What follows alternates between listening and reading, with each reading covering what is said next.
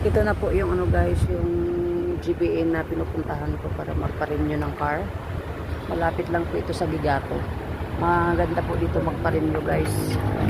Hindi na po ako dun pupunta sa may unahan pa kasi malayo na po yun doon sa may pinakadulo pa dito sa dito po napaka ano, tauhay lang. Mabilisan lang dito guys pag nagpa-renew kayo.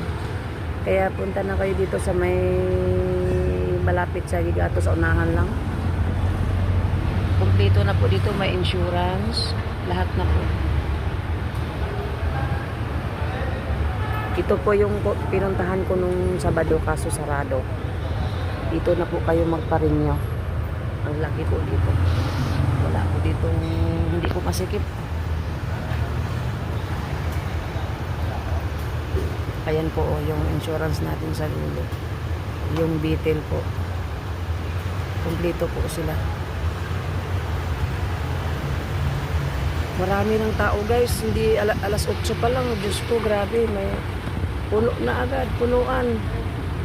Ayan po yung ano, machine na ipapasok nila yung sasakyan. No?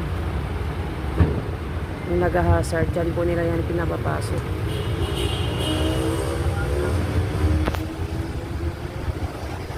Ito pa po nag-waiting area po ako dito. Nag-aantay po ako dito.